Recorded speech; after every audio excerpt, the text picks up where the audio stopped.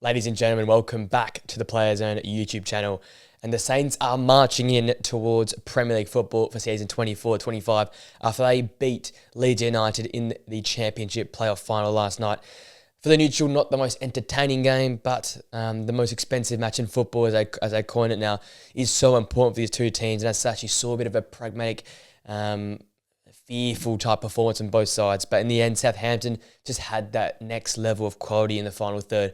And now with the team almost looking like they wanted to win the game, Leeds looked very passive in this game, struggled to really express themselves, and in the final third did not create enough for me despite growing possession. We'll talk about how the game was sort of played out at the end of this video here, but we'll go through the game recap. Leeds took off for a great start. The first 8 to 9 minutes was all them. Leononto had a shot on goal, as well as Archie Gray won a free kick in the early moments, and it looked like Leeds were taking charge and were commanding the moment much better than Southampton were. And for the early moments, it looked like that Leeds United would continue that great form from that semi-final second leg affair where they just blew the game wide open to win the game 4-0, and I thought they'd carry that form over. Again, the younger of the two sides, maybe just overcome by a bit of the moment, because Southampton sort of steadied a bit, and towards the 20-minute mark, there was growing attempts here from Southampton.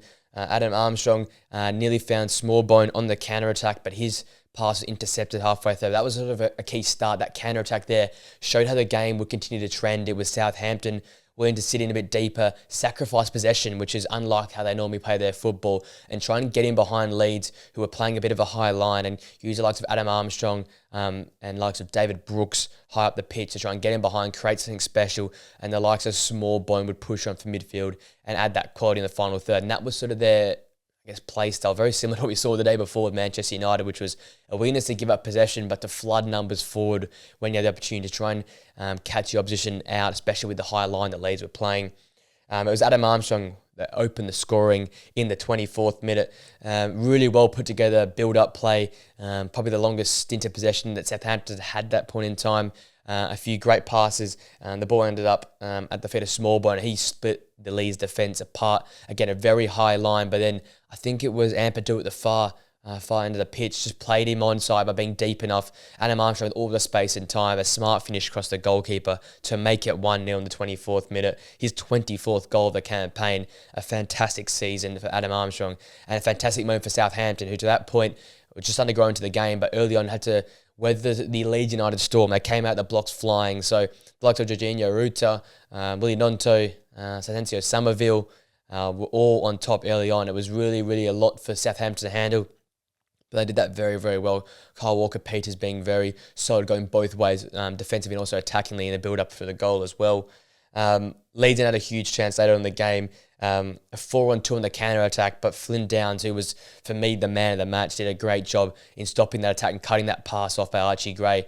But it seemed like Leeds weren't creating enough. They had a lot of possession in the first half, especially in the second half as well, but they didn't have that real dynamism in the final. They didn't have that ability to change the pace of the game, play that defence-building ball, and it was quite slow and sluggish in the final third, and just a lack of ideas, it sort of felt like. So that counter-attack was probably the real best opportunity they had in the first half. With all that being said, Southampton could have doubled the lead. Once again, Smallbone's free kick, played it quickly, played it smartly. Adam Armstrong made a run to the near post in front of all the defenders in that dead ball situation. Again, a tight angle, forced a save from Millier, and nearly on the rebound was put in the back of the net by an oncoming Southampton player. But Ampadu was in this, it was Rodon, in there smartly enough to clear the ball away.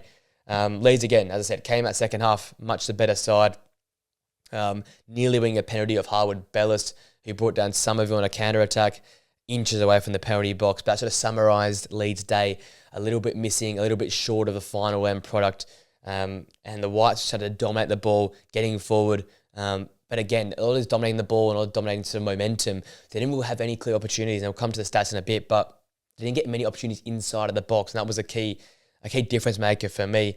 Samuel Dozie could have killed the game off. 68th minute on the counter-attack. Once again, Southampton allowing Leeds to come onto them and springing the counter-attack. Dozie was one-on-one in behind, and he just put his effort high and wide of the goal in the 68th minute. And I thought at that moment in time, it could have been a moment that Southampton would look back on and think, oh, what if we could have scored that chance? But they continued to hold on well. Dan James came on and changed the game. He was the only one running in behind, driving at defenders, playing the 1-2s.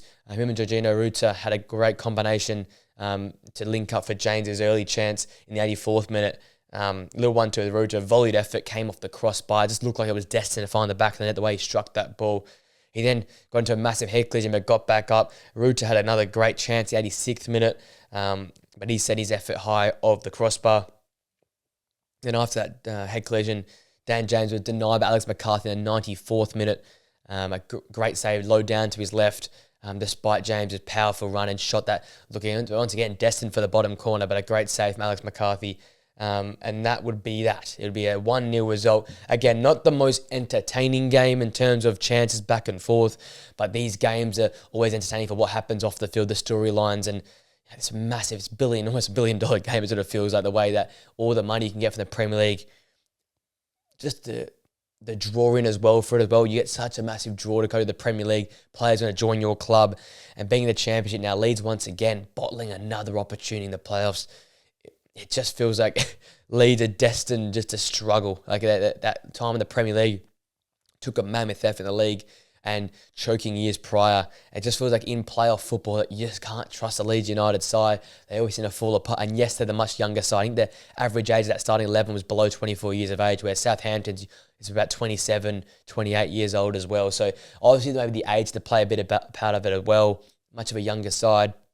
But for Leeds, another year in the Championship means that the likes of Jorginho Rota, the likes of Somerville, Nonto, all these sort of key players, they're not Championship quality. Junior Firpo, they're not Championship quality at all. A lot of wages as well. They're going to have to sell some of these players, and that means a whole new rebuild going on at Leeds. And I just think that was their opportunity, right?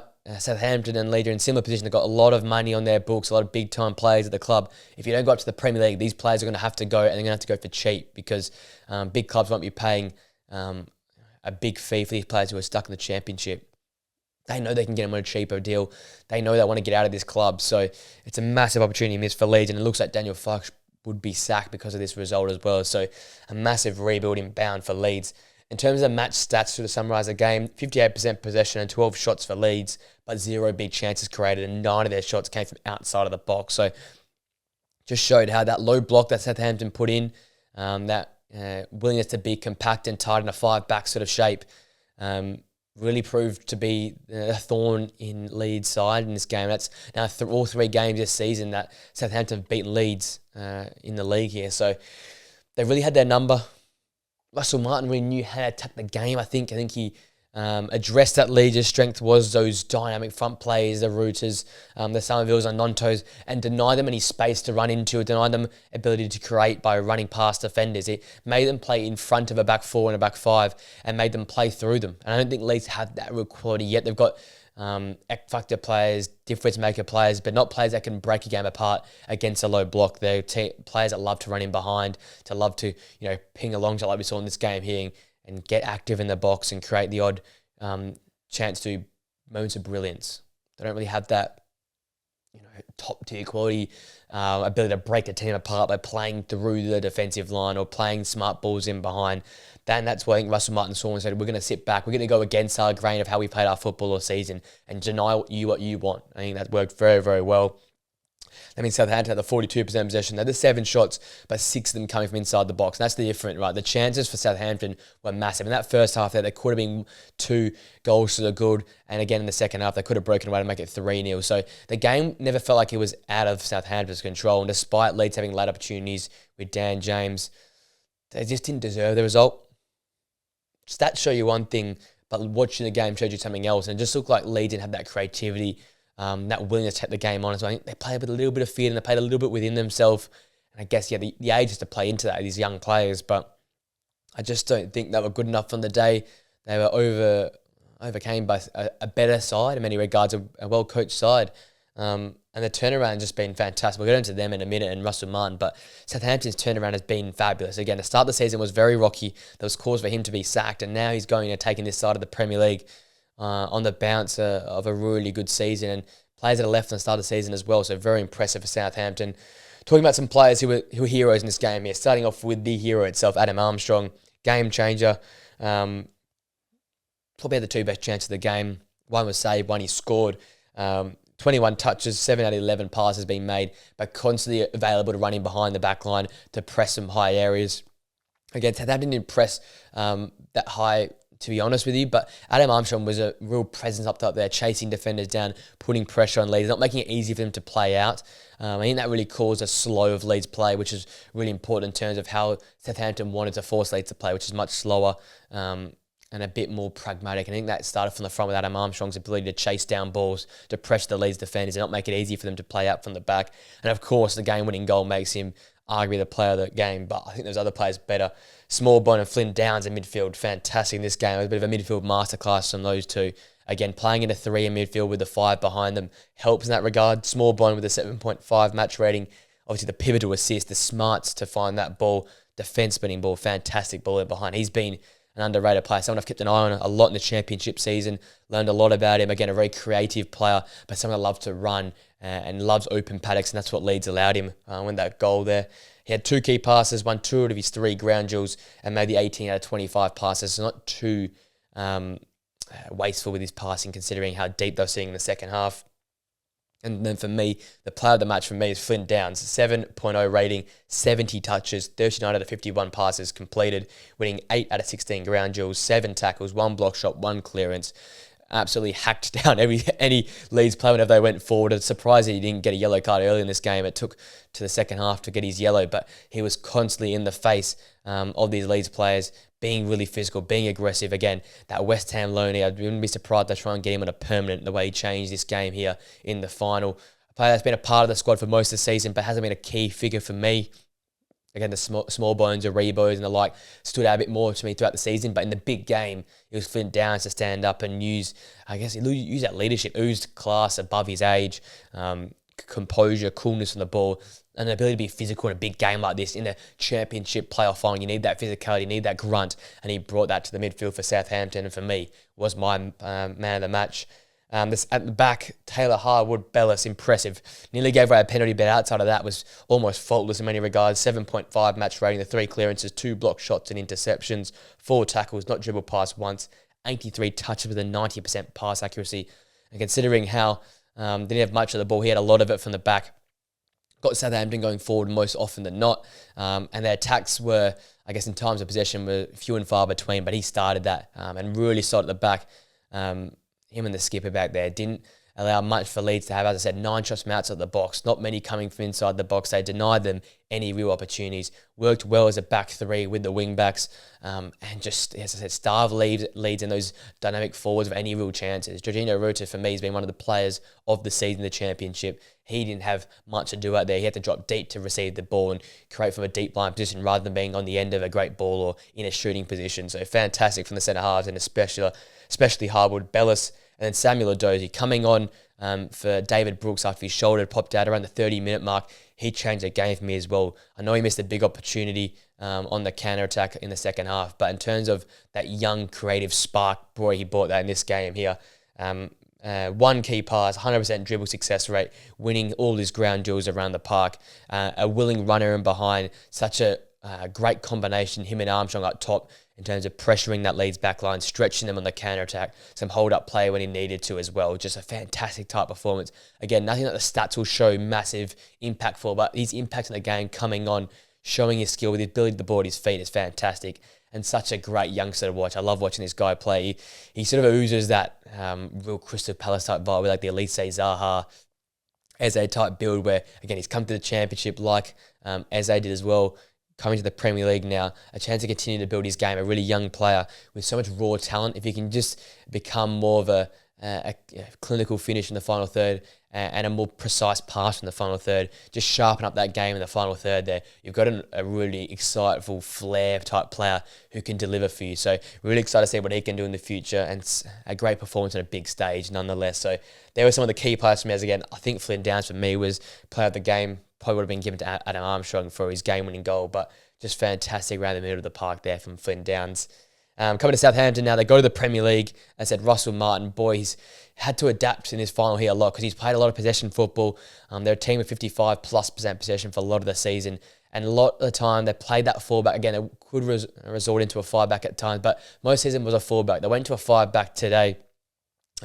overloaded the edge of the area, forced Leeds to have to play through them, which didn't quite work, and had to play on the counter-attack. And this is a team that, as I said, play a lot in possession, like to play through teams with their passing ability, their quality on the ball. And today yesterday they sacrificed that for the willingness to win a game of football, and that just shows the tactical nous of Russell Martin, who, as I said, was under a lot of pressure. Leeds, Ipswich, Leicester have all had their ups and downs, same as Southampton, but Southampton's was at the start of the season. It was a really rocky start of the year. Players were leaving. Had to have a lot of rotation around the club in terms of new starters, new key players, and he adapted well. He got this team playing the right football, and like the key point of them was sort of that early December, I think late November, all the way through to Jan, where they went 25 games unbeaten through different cup competitions, but especially the league, beating Leeds in that time 3-1 as well. And it's all based around that possession football. Once again, another example of a manager that's a young manager. I think he's 38 or something years old, working around this possession-based football, versatility in positions, a willingness to endorse players to carry the ball, have confidence in their game plan, and play through teams through passing and possession-based football. It's worked once again. It's worked with its side. It's going to the Premier League. Now we've got Ipswich that play that type of football. Leicester do it the best, Southampton probably the second best, but all are based around possession-first football, a willingness to play out from the back, stretch play teams. But what I saw here is Russell Martin's first sign of his tactical nous, the ability to rotate and change a different style of football to suit the situation. That's what Rob Edwards did really well this year with Luton, who also came through the playoff final last year. Wasn't quite good enough to win enough games of football for Luton this season. Hopefully it's enough for Southampton to get a few more results this season, because they feel like a Premier League club, but I don't know if these players are enough to go to the Premier League. They have to get a few more signings to make that gap up, because I feel like Leicester, next level, they should be the one that will likely stay in the league. But Southampton, there's a lot of exciting players here, but are they Premier League quality? I'm really nervous about how they'll go next season, because I just think Russell Martin's a good manager, but can he adapt enough in the Premier League? And are these players good enough for the Premier League? The pace, the power, the skill of the Premier League. I think there's a bit of a gap that they have to make up. So maybe a big summer inbound in terms of transfers, but we'll have to wait and see.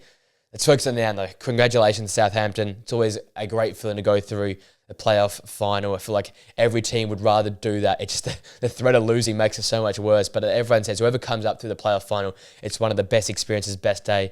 The $1 million match in many regards that they've coined it now, because it's so important for these clubs and their financial gain through going to the Premier League. Russell Martin and his side got over the line with the Adam Armstrong goal. Congratulations. 24-25 Premier League. We'll have Southampton, Leicester and Ipswich now all in the Premier League. Very exciting to see. With all being said, ladies and gents, let me know your thoughts of the game in the comment section down below. Again, not the most exciting game for a neutral, but really in terms of a tactical game, really interesting to watch and see how both teams adapted. Leeds once again choking. Let me know your thoughts about all of that in the comment section down below. If you enjoyed the video, smash a like on it, guys. Subscribe to the Players Zone channel for more videos like this. Press that post notification bell so you know when we upload our podcast or reaction videos like these here. I hope you have a great day. Enjoy the upcoming football to come, what's left of it at least, and I'll see you guys in the video very, very soon. Till then, guys, see you later.